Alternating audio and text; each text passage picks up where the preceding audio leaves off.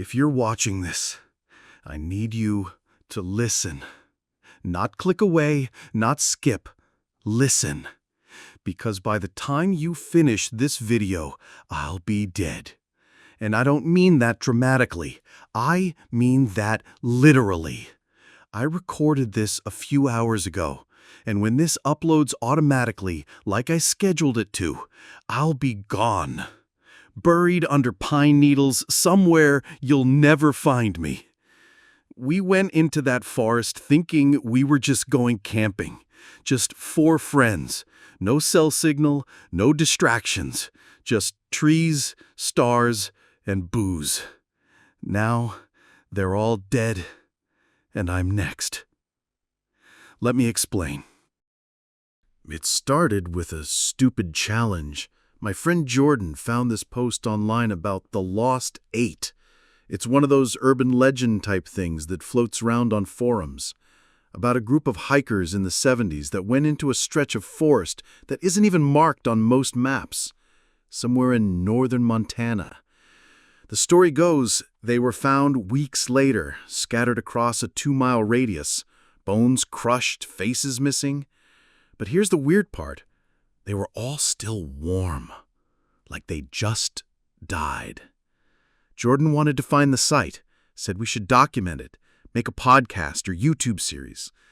I didn't care. I just wanted out of the city. My job sucked, my apartment sucked, I hadn't slept well in months. So I said yes.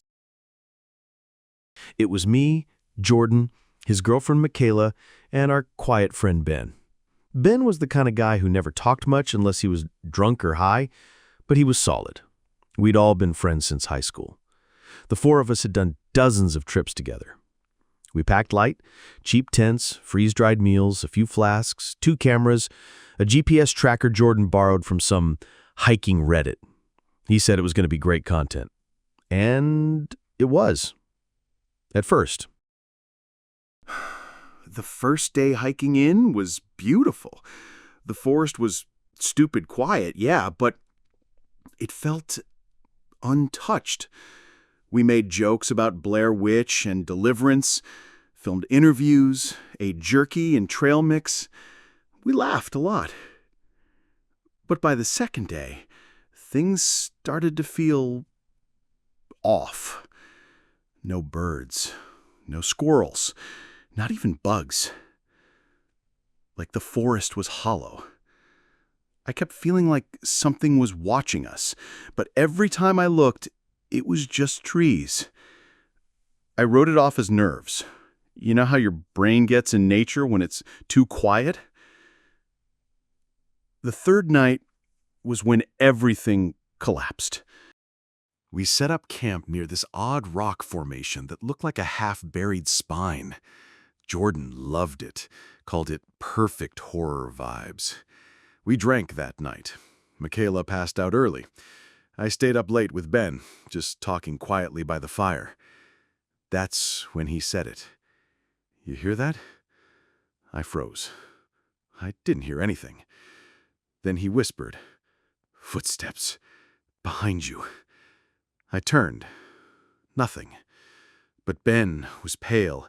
He kept staring past the fire. "It's copying us," he said. "Every time we move, it moves. Just slower. Like it's learning." I laughed it off. But he didn't. Later, in the tents, I heard him whispering, over and over. I thought it was praying. I found out later what he was saying. "It's got her face."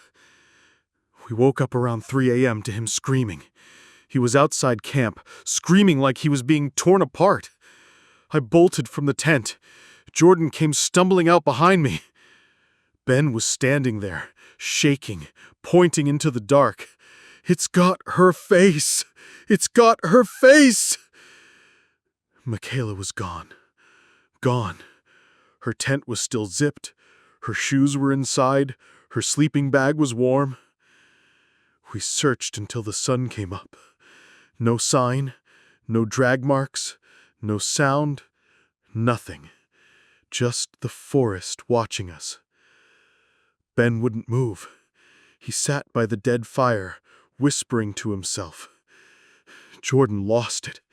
Started yelling at him, accusing him of messing with us. I pulled him away. We needed a plan. We needed to get out. We decided to hike back toward the truck, retrace our path. But the GPS was dead. The solar charger? Fried. Like, melted. Jordan said we'd be fine. Just follow the sun.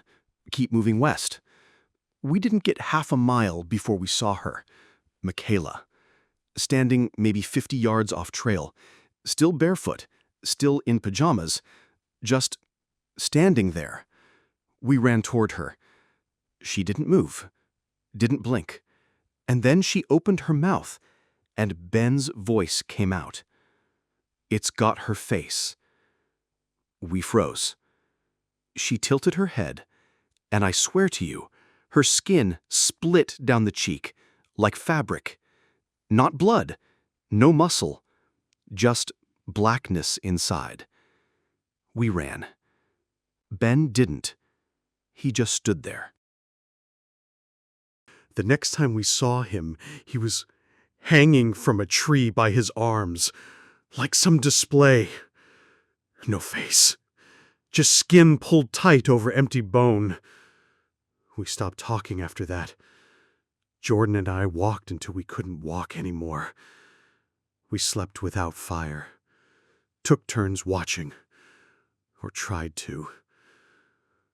That night, I heard Jordan whispering, I saw my mom in the trees. She told me to come with her. Said it was okay. I asked if he was dreaming. He said no. She had my face. That was the last full sentence he ever said to me. The next day he was gone. His pack was still here. His boots were still here. No footprints. Just gone. But his voice kept following me from the trees, always close, always wrong, like it was running through a filter. Help me. I found it.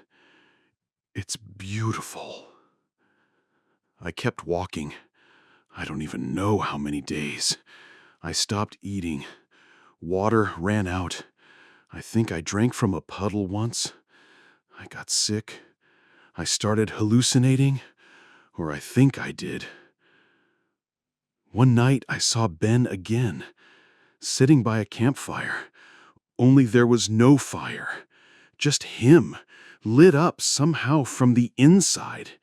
His skin glowing orange like embers.